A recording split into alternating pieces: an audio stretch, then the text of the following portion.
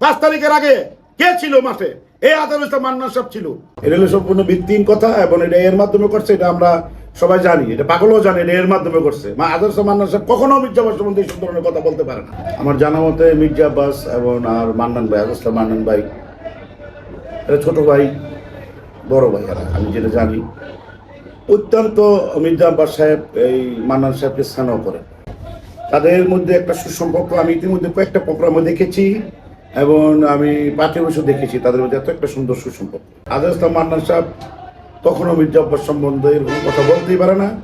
এটা অনেক একটা কি জানি একটা শুনতেছি ডিজিটাল যুগে নাকি এআই এর মাধ্যমে কথাকে উলুট পুলুট করা যায়। আমার জানা মতো এটা এর মাধ্যমে করা হয়েছে। উনি তো এইভাবে কোনো কথাই বলেনি মির্জা আব্বাস সম্বন্ধে। মনোনয়ন হলো একটা, দাবিদার হলো 8-10 জন, যারা মনোনয়ন চেয়েছে প্রত্যেকের জায়গার থেকে অনেক যোগ্য ব্যক্তি। এবং আমাদের ভারপ্রাপ্ত চেয়ারম্যান তারেক রহমান, আমাদের সাবেক 3 সফল প্রধানমন্ত্রী বেগম খালেদা জিয়া এবং আমাদের মহাসচিব, এরা যোগ্য মনে করেছে বিদায় আজহারুল ইসলাম মান্নানকে, এরা তো 8 জনকে আর নমিনেশন দেওয়া যায় না, এরা আজহারুল ইসলাম মান্নানকে যোগ্য মনে করে তাকে নমিনেশন দিয়েছে আমার মনে হচ্ছে। আমরা তো দল করি সবাই শহীদ প্রেসিডেন্ট জিয়াউর রহমানের দল করি, আমরা একটা আদর্শ নিয়ে দল করি। আমরা যদি জিয়ার আদর্শ রাজনীতি করি তাইলে তার সঠিক যে সিদ্ধান্তটা সে দিয়েছে আমরা সেটা মেনেই তো রাজনীতি করতে হবে, তাই না? মানে যদি আমরা তার বিরোধিতা করি যে এই নমিনেশন ঠিক হয় নাই, তাইলে আমরা মনে করবো তারা ফেসিদদের মতন আচরণ করতে চাচ্ছে। আজহারুল ইসলাম মান্নান সাহেবকে আমরা দানের শীষের পক্ষে ভোট চাই, ঐক্যর কোনো বিকল্প নাই। কাদাসিদি না করে আমরা আজহারুল ইসলাম মান্নান ভাইয়ের পক্ষে আমরা সিদ্দিক ঘোষ এবং সোনারগাঁওবাসী ভাই মিলেমিশে আমরা দানের শীষের ভোট চাই। আমরা তারেক জিয়ার সৈনিক, আমরা সবাই মিলেমিশে আমরা আজহারুল ইসলাম মান্নান ভাইকে মেনে নিয়ে, আমার মান্নান ভাই মনে করে আপনারা যোগ্য ব্যক্তি ছিলেন, কিন্তু অনেক যেহেতু নমিনেশনটা তারেক জিয়া মান্নান ভাইকে দিয়েছে, আপনারা জেনেছেন উনি তৃণমূল থেকে অনেক আজকে হেঁটে পাও করে আজকে সেই জায়গায় এসেছে বিদায় তাকে যোগ্য মনে করে তারেক জিয়া নমিনেশন দিয়েছে। আসুন আমরা মিলেমিশে একত্রিত হয়ে আমরা তার পক্ষে গিয়ে আজকের দানের শীষের পক্ষে ভোট চাই। এটা তৃণমূলের দাবি আপনাদের কাছে। মান্নান ভাইয়েরকে আমরা ইতিমধ্যে দেখেছি প্রত্যেকের বাড়িতে গিয়েছে, ঘরে গিয়েছে। আপনারা উনি অনেক চেষ্টা করেছে, আপনাদের কাছে বারবার চেষ্টা করেছে আপনাদেরকে ঐক্য করার জন্য। আপনারা যদি তারপরেও যদি ঐক্যতে না আসেন তাইলে আমূলিক ফেসিদের মতন হতে আপনারা হয়ে গেলেন। আমি মোগরাপাড়া ইউনিয়ন বিএনপির সেক্রেটারি মোহাম্মদ আতাউর রহমান এবং সোনাগাঁ থানা বিএনপির যুগ্ম সাধারণ সম্পাদক হিসেবে একটা কথা বলতে চাই। আমরা সিদ্দিরগঞ্জ এটোয়ার পরে আমি সিদ্দিরগঞ্জ একটা প্রোগ্রামে গিয়েছি, 2টা প্রোগ্রামে গিয়েছি।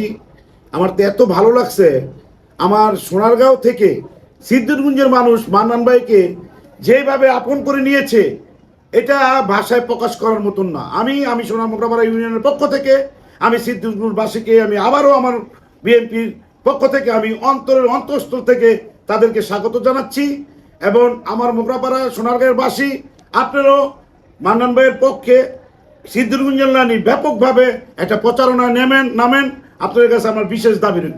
আর ভাই মান্নান সাহেবের গুণের কথা কইয়া শেষ করতে পারবো না ভাই। মান্নান ভাই এরকম একটা ব্যক্তিত্ব, বিএনপি যারা করে, মান্নান ভাই যখন সোনারগাঁও বাসীর যারা বিএনপি করে এই দুর্দিনে মান্নান ভাইয়ের যেই বিএনপির যেই এই তৃণমূল নেতাদের পাশে ছিল, এটা তার অতুলনীয় ভাই, অতুলনীয়। মান্নান ভাই থানা যারা জেল খাচ্ছে, জেলগত গেছে, জেলাতে ছুটাইছে, তার পাশাপাশি তার ফ্যামিলির খোঁজখবর নিচ্ছে। তার এই আমাদের পিএস সেলিমকে দিয়ে প্রত্যেকটা বাসায় মাঝে মাঝে আমাকেও পাঠাইতো, আতাউর যাতো খোঁজখবর নিয়ে আমাদের দিয়েও পাঠাইতো, আমরা গিয়ে খোঁজখবর নিতাম এবং তাদেরকে খাবার দাবার দিয়ে পৌঁছে দিতাম। এটা মান্নান ভাইয়ের এই গুণ বলে শেষ করতে পারবো না। তার বিপদ আপদ সব কিছু মান্নান ভাই দেখতো ভাই। মান্নান ভাই এমনি নমিনেশনটা পায় নাই ভাই, তার কর্মের ফলে সে দলের জন্য কাজ করছে। তাই আল্লাহ তাআলার পক্ষ থেকে এবং আমাদের ভারপ্রাপ্ত চেয়ারম্যান তারেক রহমান এবং আমাদের স্ট্যান্ডিং কমিটি নমিনেশন বোর্ড তাকে এমনি নমিনেশন দেয়, তার যোগ্যতার বলে তাকে নমিনেশন দেওয়া হয়েছে ভাই। তার কর্মের ফলে 5 তারিখের আগে কে ছিল মাঠে?